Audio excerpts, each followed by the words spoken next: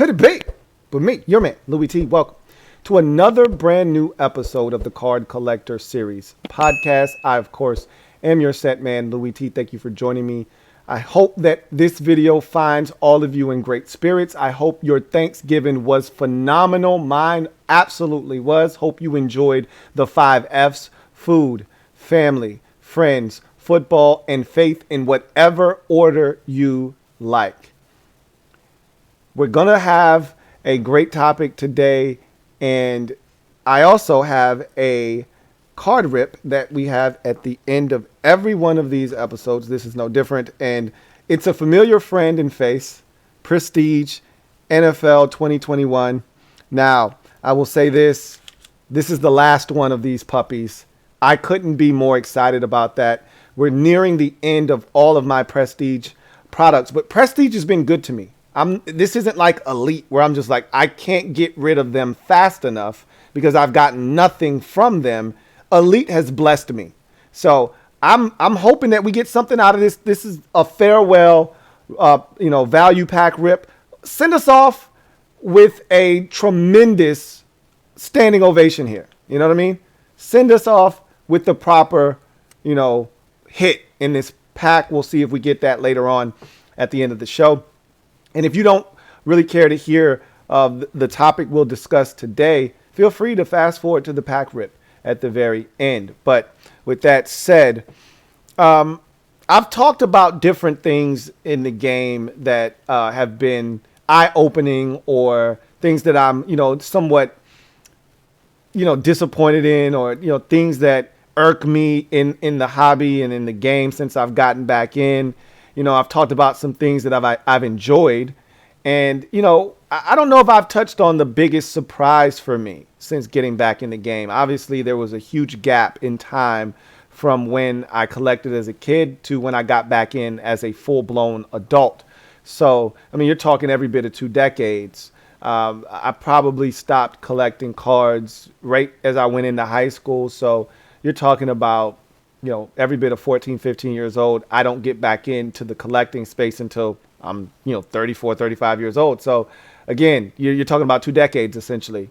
And what I remember about collecting when I was a kid was that things were reasonably priced. Now, again, you had to be a baller to afford boxes. When you're a kid, you don't really know the true value of a dollar, so you get $100. The last thing you're thinking about, at least me, I can't speak for anyone else out there. Maybe you were thinking about saving up all your money to buy a hobby box of something as a 12 or 13-year-old. I wasn't.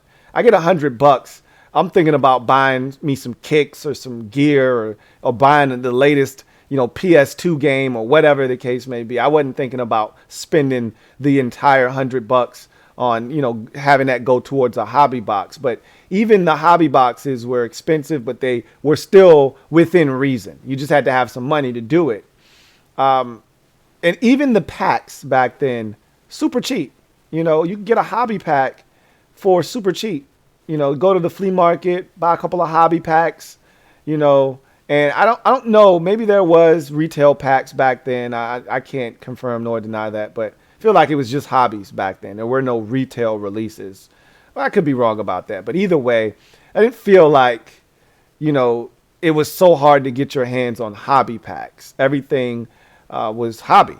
Either you were buying a pack out of a hobby box, or you were buying an unopened hobby box. Either way, everything was affordable.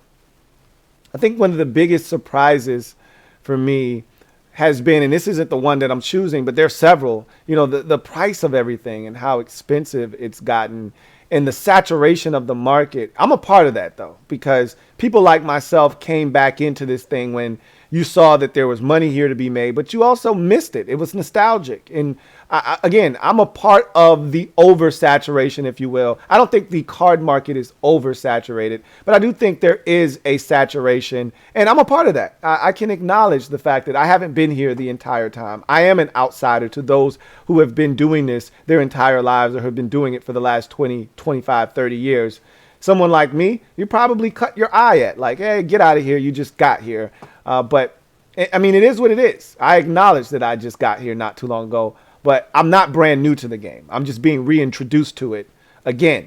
But The thing that has been the biggest surprise for me isn't the pricing, which is, somewhat, um, a lot more expensive, less cost friendly than before when I was in. And obviously, inflation, times change, things of that nature. I get it.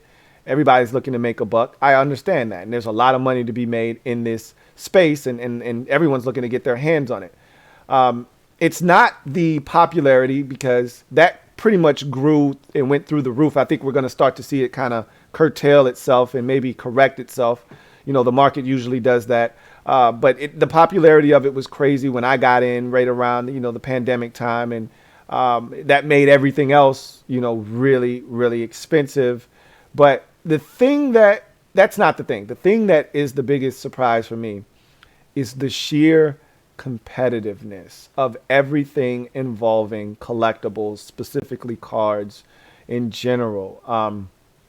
Whether it's, getting your hands on the product. Like, I mean, I'll give you an example.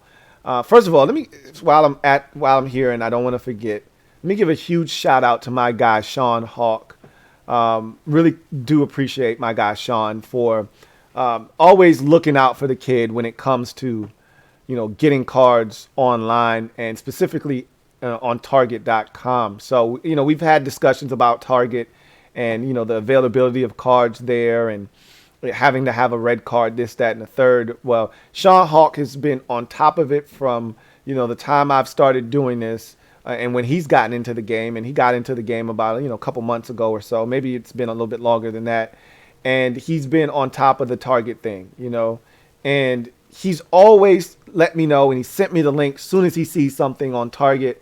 And, obviously the first couple of times he sent me links, there was nothing I could do with them. One I could have, but it was for prestige. I was done. I didn't want any more prestige. But they were cheaper than Walmart, which I was disappointed, because if I would have seen that earlier and known about it earlier, might have been able to, get those for a little bit cheaper than I got them from Walmart. But that was nor here nor there. The bottom line was he was always dropping a gem on the kid's melon. And then, he hit me with another gem last week that allowed me to score some boxes that you'll see on this channel down the road, some absolute hobby blaster boxes. Remember, we opened one looking for that all elusive kaboom in the football, in the NFL space. And so he alerted me that they were on Target.com, and that you didn't have to have a red card to purchase. I'm hoping that my transaction went through. I paid for it. I did everything, but I'm waiting to hear back from Target. They say that it'll take a couple of weeks. We'll see. But even if I don't get them, which I should, because, again, I got up there as soon as I got the link from my guy, Sean.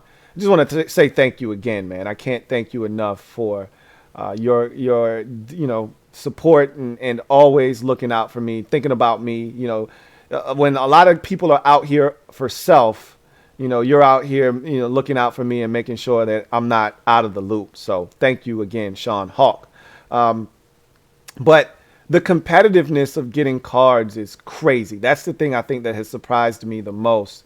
And so back to where I was going before I went off on a quick tangent.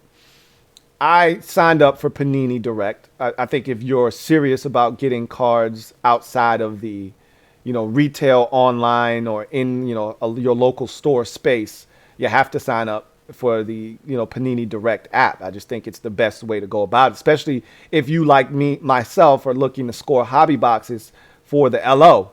The best way to do that is to go through Panini's, Direct app, where they have these what they call Dutch auctions. So what a Dutch auction is that the price starts out at its peak. So let's say a product is going for $1,200 right out of the gate. Like, if you were to buy it, say retail, you'd probably be paying something close to the $1,200. Probably not 12. They're not going to set it at what retail market value is. They're going to set it higher than that, because there are some dummies out there that are super pressed and want to get their hands on it immediately. And so as soon as they start the auction, they just buy. So they set it really high because they know it's going to come down, and it's going to come down to somewhere close reasonably to where it would be if you were buying it, online at your local online retailer. But Let's say it's set at 1,200, and the retail price for it is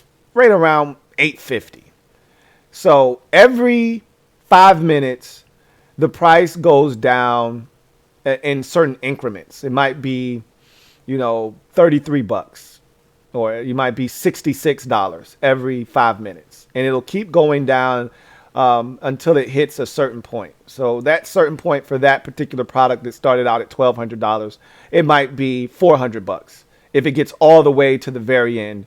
And they do this for an entire hour, I think, maybe 2 hours. It never gets to the end because it's going to get bought up before it gets to the bottom. Once you're in there and you set what you usually do, or at least what I do, I can't speak for anyone else, is you set a price, right? You set a price. You say, if these cards get to XYZ price, I'm pulling the trigger.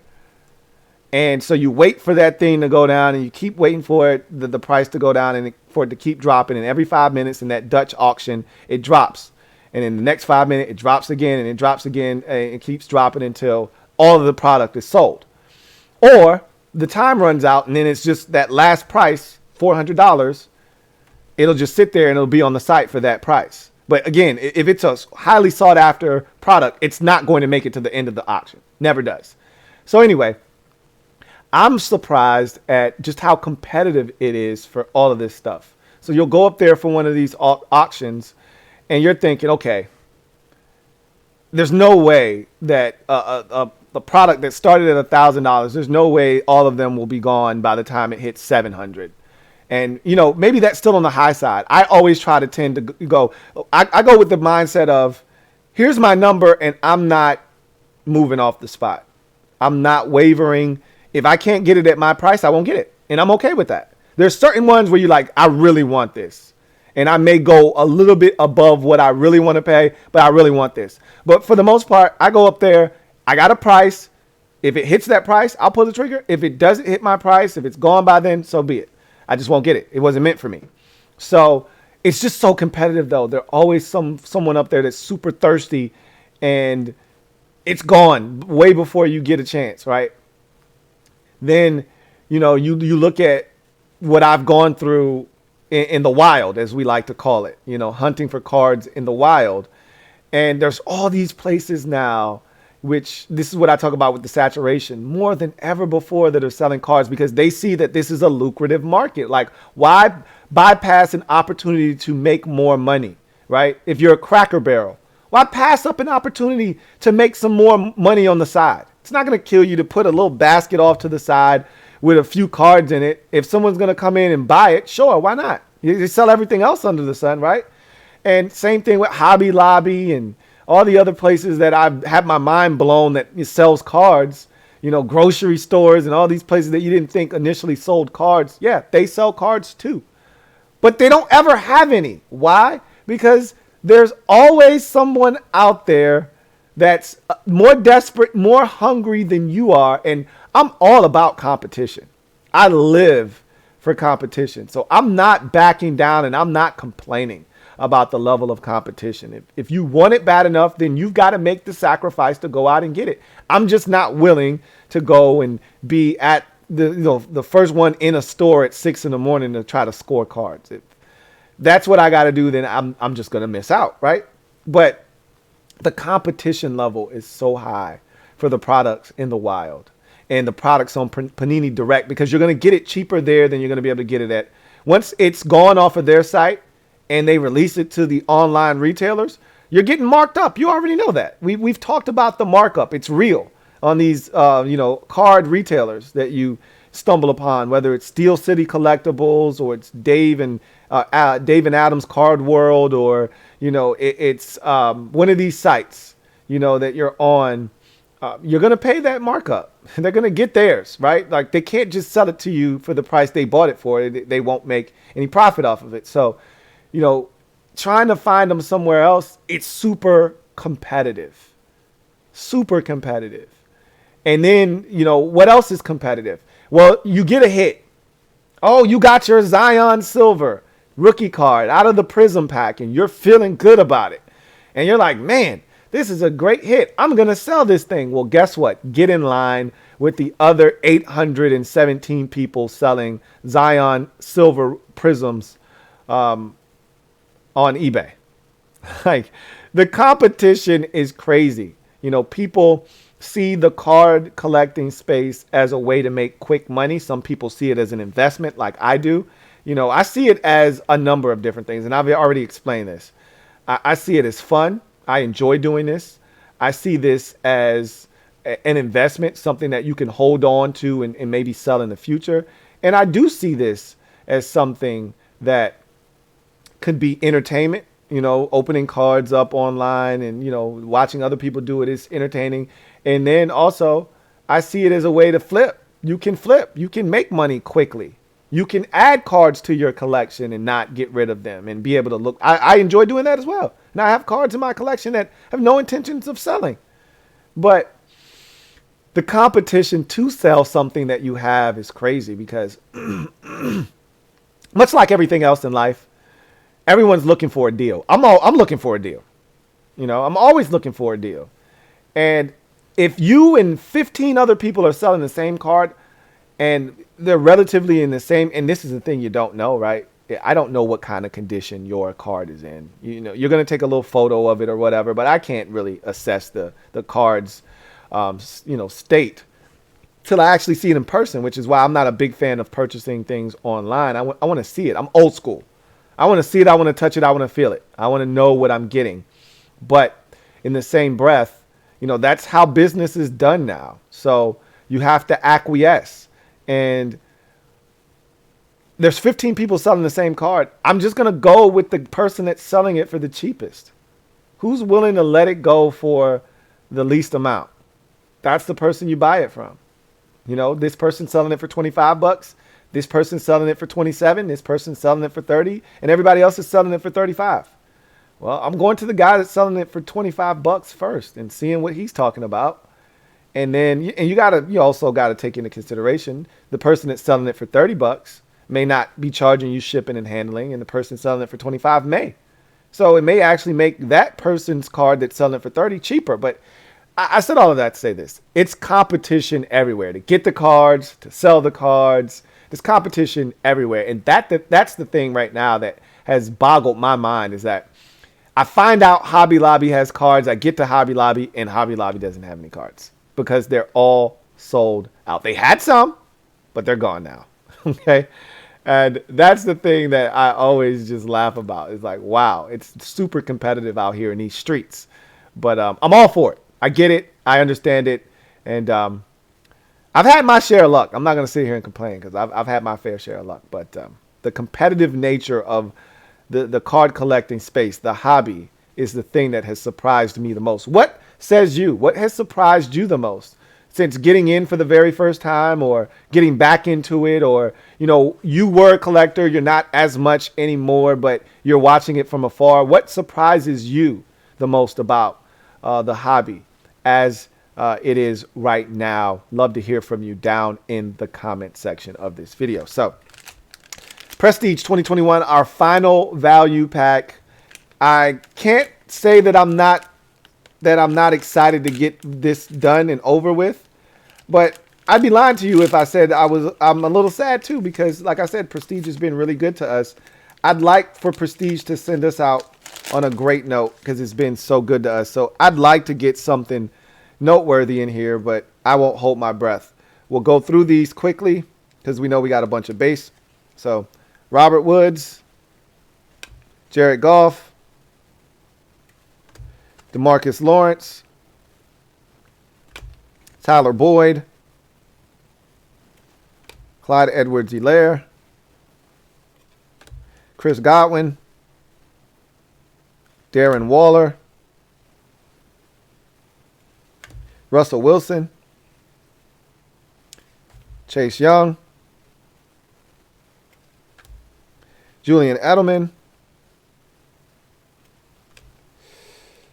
Jamal Adams, Sunburst, David Johnson, Sunburst, Joey Boza, Powerhouse, insert, Any Given Sunday, Josh Allen. Metcalf, highlight reel. Plaxico Burress, Legends, Living Legends. So we're not going to get anything out of this. Joseph Osai, rookie. Amon-Ra St. Brown, rookie.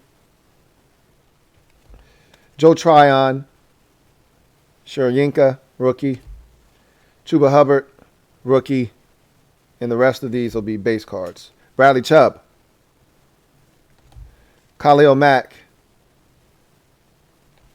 Ed Oliver. DJ Moore. Julio Jones. Anthony Barr. Odell Beckham Jr. Anthony Ferkser. Jamal Adams. And Adam Thielen. So, we're not done with Prestige on this channel quite yet. Still got a couple more items to unbox. But that's the last value pack of Prestige. And that's a good thing.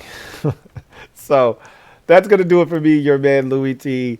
Thank you guys for joining me. Again, I'd love to hear from you in the comment section. Leave it down below. What is the biggest surprise that you've encountered since getting back into the space, or getting into it in general, or watching it from afar and remembering how it was once upon a time? That's going to do it for me, your man, Louie T, here on the Card Collector Series podcast. I thank you guys for joining me. Again, I hope your Thanksgiving was glorious. Mine was absolutely mwah. I look forward to chopping it up with you in the near future. And remember, it's hunting season. It never ends, especially here on the Card Collector Series. Happy hunting. And once again, happy holidays. LouieTeeNetwork.